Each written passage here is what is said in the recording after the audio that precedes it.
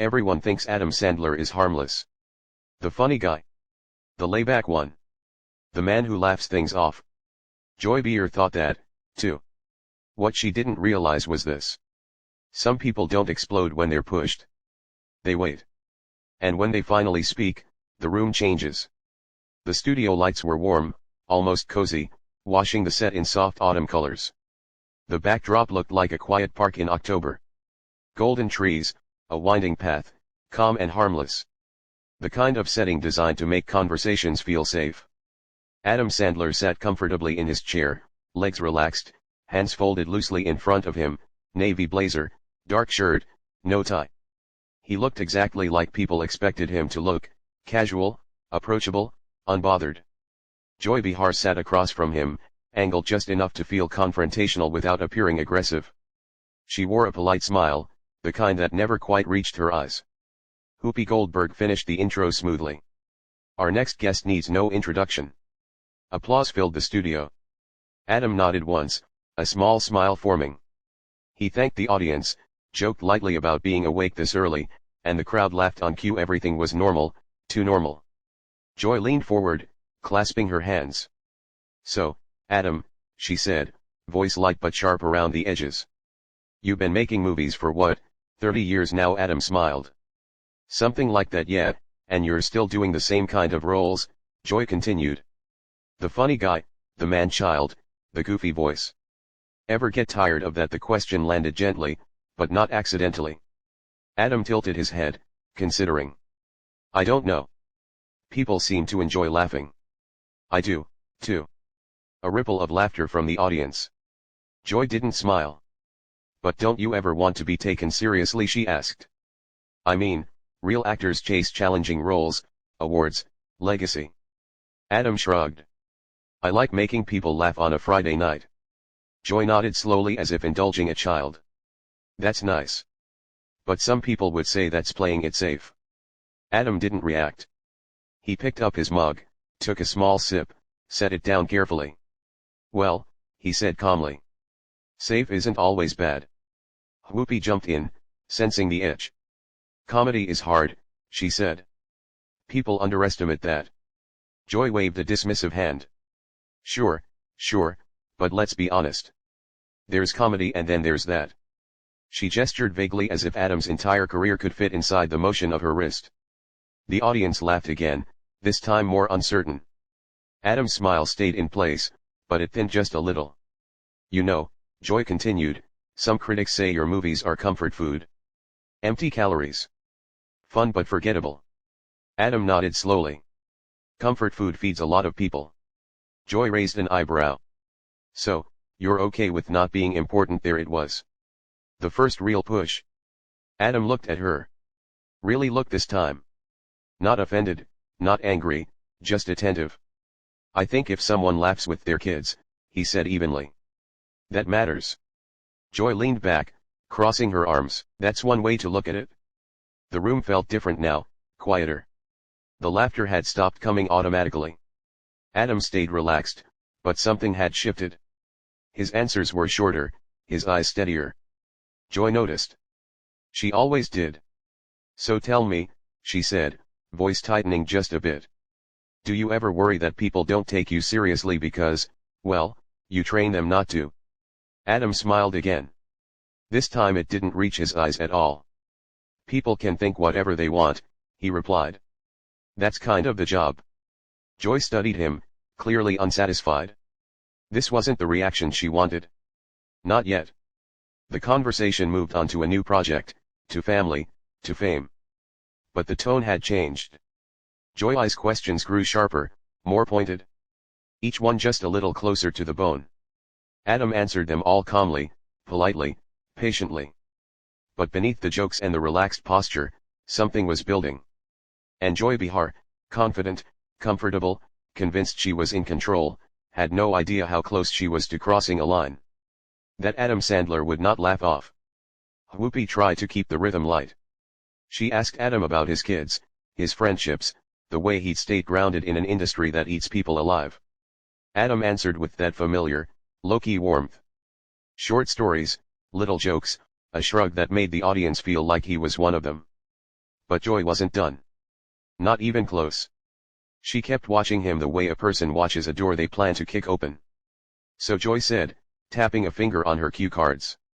You've worked with the same circle of friends for decades. Rob Schneider, Kevin James, David Spade, the whole crew. Adam nodded. Yeah, they're my guys. Joy smiled. Some people might say that's nepotism with better marketing. A few nervous laughs. Adam's expression didn't change, but his eyes narrowed slightly. They're talented, he said simply. Are they? Joy asked too fast. Or are they just around? Whoopi glanced sideways. Sarah and Alyssa both shifted in their seats. The audience's energy tightened again, like they had all collectively leaned forward without meaning to. Adam breathed in through his nose, slow, measured. We like working together, he said. It's not complicated. Joy's smile widened, pleased at the tension. It's not complicated for you, but for actors who don't have a built-in club, might feel a little different. Adam gave a small chuckle. You want me to apologize for hiring my friends? Joy tilted her head like she'd caught him. I want to know if you've ever considered that your success is insulated, that you don't really risk anything. That word risk hung there. Adam's jaw moved once, like he was chewing on the thought. I risk plenty, he said quietly. Joy pounced. Like what? Your reputation, please. You're America's pajama boy. People will forgive you anything. You could release a movie where you literally read a phone book for 2 hours and Netflix would still pay you. The audience laughed bigger this time because the line was designed to get a laugh. But Adam didn't. He just stared at Joy for a beat too long. Then he smiled thin and controlled. You ever watch a phone book? He said. Some great names in there. A ripple of laughter again, but it didn't release the tension. It just disguised it. Joy didn't blink. I'm serious, Adam. At what point do you stop coasting on goodwill and actually challenge yourself? Whoopi stepped in firm. Joy, he's made serious films, too. Sure, Joy said, waving her hand. A couple, but then it's right back to guy falls down, makes a fart joke, gets the girl. Adam's eyes flicked briefly toward the audience. He heard the murmurs. He heard the discomfort. He could feel the show slipping away from fun interviews. And Joy looked happy about it. Adam leaned back, clasped his hands together, and said carefully, why does it bother you so much that people laugh? Joy's mouth twitched. It doesn't bother me that people laugh. It bothers me that you're rewarded for doing the bare minimum. There was a small audible "oh" from somewhere in the audience. Adam nodded slowly as if she'd made a fair point. Then he asked almost conversationally. You ever meet someone who laughs because they're trying not to cry? Joy paused just a fraction. Sure, she said, but that's not. Adam continued smooth and calm. Somebody loses a parent. Somebody's marriage is falling apart. Somebody's kid is sick. They put on a dumb movie to turn their brain off for 90 minutes. That's not the bare minimum to them. Joy's eyes sharpened. So now you're a therapist. Adam smiled politely. No, I'm a guy who makes movies. Joy scoffed. A guy who makes movies and wants to be praised for being a decent human being. Now the audience was silent again. Poopy cleared her throat. Let's talk about the new. Joy cut her off. Wait, one more thing. Poopy's face tightened. Joy. Joy didn't care. She leaned in, voice slightly lower, more intimate, like she was about to share something real. People love you, she said. They think you're this sweet, humble guy. But off camera, are you actually like that, or is it another persona like the movies? Adam's eyes didn't move. What do you mean? He asked. Joy shrugged. I mean, Hollywood's full of nice guys who aren't so nice, and you've been protected by your image for a long time. The implication landed like a slap without the sound. Alyssa's eyes widened. Sarah's lips parted. Even Whoopi looked startled now, like Joy had stepped over a boundary that wasn't written down. But everyone understood. Adam's mouth opened slightly, then closed again. He didn't react the way Joy wanted. Not yet. Instead, he smiled, calm, almost gentle. Joy, he said, voice quiet. You want to talk about my work or you want to talk about rumors? Joy held his gaze. I want to talk about reality. Adam nodded once. Okay, he said. Then let's talk about reality. The way he said it made the room colder because for the first time, Adam Sandler wasn't joking. And Joy Beer, still convinced she was steering, didn't notice that Adam had just taken the wheel. Not until he leaned forward, set his mug down with a soft clink, and looked at her like she was the one sitting in the hot seat now. And the audience could feel it. Something was about to happen. The studio felt different now. Not louder, not chaotic, quieter. The kind of quiet that happens right before something breaks. Adam leaned forward, elbows resting lightly on the table, hands folded. His voice stayed calm, almost soft. But there was an edge now, a sharpened clarity that hadn't been there before. You said reality, he repeated. So, let's be real. Joy crossed her arms, chin lifted. She was still smiling, but it didn't reach her eyes. By all means. Adam nodded once. Reality is, I've been doing this for over 30 years, and in that time, I've learned something. Joy raised an eyebrow. Oh. Adam looked straight at her. Some people don't want answers. They want reactions. A murmur rolled through the audience. Joy laughed lightly. That's a convenient excuse. No, Adam said, still steady. It's an observation. Whoopi shifted in her chair. Okay, let's Joy cut in again. So, are you saying I'm baiting you? Adam finally smiled, but this time it wasn't friendly. It was precise, controlled. I'm saying, he replied. You're not actually curious about me. Joy leaned forward. You don't get to decide my intentions. Adam didn't flinch. I don't have to. Your questions do that for you. The audience reacted audibly now, an uneasy mix of gasps and scattered applause. Joy's tone sharpened. You came on this show to promote a movie. This is part of the deal. Adam nodded. Sure. Talking about the movie, not my character assassination. Joy scoffed. That's dramatic. Adam tilted his head slightly. Is it? He paused. Let the silence work. Then he continued slower. You called my work lazy. You implied I don't take risks. You suggested my personality might be fake. That's not critique. That's provocation. Joy's smile faded for the first time. I'm allowed to challenge guests. So am I, Adam said calmly. That landed harder than shouting ever could. Joy opened her mouth, then closed it. She wasn't used to guests pushing back without raising their voice, without giving her the satisfaction of outrage. She tried another angle. Let's be honest, she said. Comedy like yours doesn't age well. The culture moves on. Adam nodded. It does. And some people, Joy added, get left behind. Adam's eyes didn't leave hers. Funny thing is, every time people say that, another generation shows up laughing. Applause broke out. Real this time. Joy's jaw tightened. You think popularity equals value? Adam shrugged slightly. I think connection does. Joy rolled her eyes. You sound very comfortable on that moral high horse. Adam smiled faintly. I'm not on a horse. I'm on a chair on your show answering questions you asked. The audience laughed, but Joy didn't. Whoopi finally stepped in firmer now. Joy, maybe we know, Joy said sharply. I want to finish this. Adam exhaled through his nose slowly. Okay, he said. Then let me finish something too. He sat up straighter now. The casual slouch was gone. The warmth was still there, but contained like heat behind glass. You talk about risk, he said. Let me tell you what risk actually is. Joy folded her arms tighter. Risk is putting yourself out there knowing people like you will tear it apart, Adam continued. Risk is being mocked for caring about the audience instead of impressing critics. Risk is choosing joy in a business addicted to cynicism. Joy laughed sharp and dismissive. Oh, please. Adam didn't react.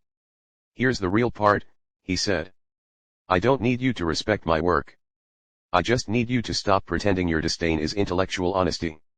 The studio went dead silent. Joy's eyes flashed. Excuse me, Adam met her gaze evenly. You don't like what I do. That's fine. But dressing it up as some moral failing. That's lazy. A collective "oh" rippled through the crowd. Joy's voice rose. You come on my show and call me lazy. Adam shook his head. No, I said the argument is. Joy pointed at him now. You think because you're beloved, you can talk down to me? Adam's voice dropped, cool, sharp. I think because I'm sitting here calmly while you keep escalating. The audience can see exactly what's happening. That was the moment Joy leaned back, lips pressed thin. She glanced briefly at Whoopi, then back at Adam. You know what, she said. Maybe you should take your sensitivity back to your sandbox movies. A few gasps, a few uncomfortable laughs. Adam looked down at the table. For a second, it seemed like he might let it go. Then he looked back up and the smile was gone. Joy, he said quietly. I've been respectful. I've answered every question. I've taken every jab. He paused. But I don't sit through insults disguised as commentary. Whoopi's eyes widened. Adam. Adam held up a hand.